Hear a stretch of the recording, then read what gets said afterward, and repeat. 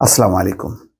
নির্বাচন নিয়ে প্রধান উপদেষ্টা ডক্টর মোহাম্মদ ইউনূস যা বলেছেন তাতে পুরোপুরি সন্তুষ্ট হতে পারেননি মির্জা ফখরুল ইসলাম আলমগীর। সেই কারণে তিনি বলছেন অন্তর্বর্তী সরকারের রোড ম্যাপ নিয়ে ধোঁয়াশা কাটেনি। আচ্ছা, কি বলেছেন তিনি, একটু ওনার কথায় আসি।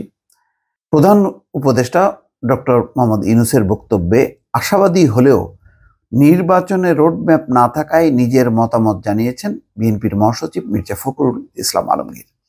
তিনি বলেছেন অন্তর্বর্তীকালীন সরকারের রোডম্যাপ নিয়ে ধোঁয়াশা কাটেনি। প্রধান উপদেষ্টা এই বিষয়ে স্পষ্ট কিছু তুলে ধরেননি।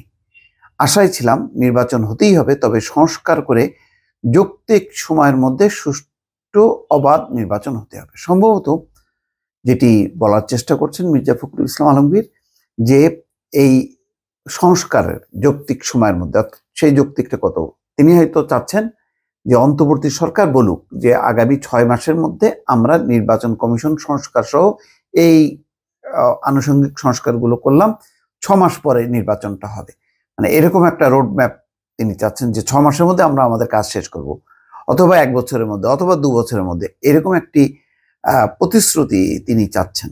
কিন্তু প্রফেসর ইউনূস সবই বলেছেন যে এই বিষয়টি তার হাতে না। তিনি কতদিন থাকবেন, তার উপদেষ্টা পরিষদ কতদিন থাকবেন, এটা হলো রাজনৈতিক সিদ্ধান্ত। রাজনৈতিকভাবেই ফয়সালা হবে। অর্থাৎ তিনি বলছেন যে যারা রাজনীতিতে আছেন তারা মিলে ঠিক করুক। তিনি ছাত্রদের প্রতিনিধি, সুতরাং ছাত্র জনতার সিদ্ধান্ত নেবে তিনি কতদিন থাকবেন। তিনি শুধু রাজনৈতিক দল না, তিনি এখানে ছাত্র জনতাকেও মিল করছেন। অর্থাৎ একটু ক্যানভাসটা বড় আকার তিনি সামনে নিয়ে এসেছেন।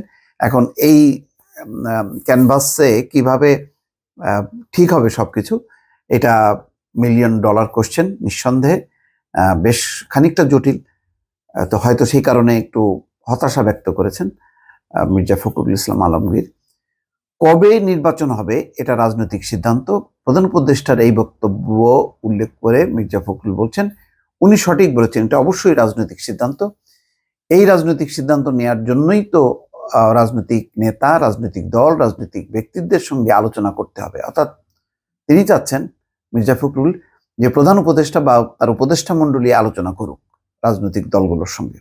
তিনি বলছেন যে আমি আশা করব আমাদের প্রধান উপদেষ্টা খুব দ্রুত সেই প্রক্রিয়াটির দিকে যাবেন। তিনি রাজনৈতিক দলগুলোর সঙ্গে কথা বলবেন, যে কথা বলে জানাবেন যে তাদের কি কি সংস্কার তারা চায় এবং সেটা কতদিনের মধ্যে তারা করতে পারবে। যৌক্তিক সময়ের মধ্যেই নির্বাচন দাবি করে ফখরুল বলেন, আমাদের এখন অত্যন্ত ধৈর্য ধরে সতর্কতার সঙ্গে পা বাড়াতে হবে। এই সরকার এসেছে, এই সরকার অবশ্যই কাজ করার জন্য এসেছে, এই কাজ করার সুযোগ তাদের দিতে হবে। এই কথা আমরা বারবার বলছি, যৌক্তিক সময় অবশ্যই তাদের দিতে হবে, দিতে চাই আমরা। নির্বাচন যাতে সুষ্ঠু ও অবাধ হয়, সবাই যেন ভোট দিতে পারে, সেজন্য আমরা অপেক্ষা করছি, জনগণ অপেক্ষা করছে। কিন্তু সেটা অবশ্যই একটা যৌক্তিক সময় পর্যন্ত হতে হবে। যৌক্তিক সময়ের মধ্যে অবশ্যই একটা নির্বাচন হবে, জনগণের সরকার প্রতিষ্ঠা হবে। আমরা পুলিশি স্টেট চাই না, এই কথার ব্যাপারেও মির্জা ফখরুল ইসলাম আলমগীর তার প্রতিক্রিয়ায় বলছেন যে অত্যন্ত ভালো কথা, আমরা এটাই চাচ্ছি সবসময়। আমরা পুলিশ স্টেটে পরিণত হতে চাই না। আমাদের পুলিশ আমাদের নিয়ন্ত্রণ করবে, পুলিশ প্রতি মুহূর্তে আমাদের বলে দেবে এটা করা যাবে, এটা করা যাবে না, অথবা আমাদের মিথ্যা মামলা তুলে নিয়ে টাকা নিয়ে ব্যবসা বাণিজ্য করে আমাদের সর্বনাশ করবে, আমাদের ছেলেদের গুলি করবে। এটা আমরা আর দেখতে চাই না।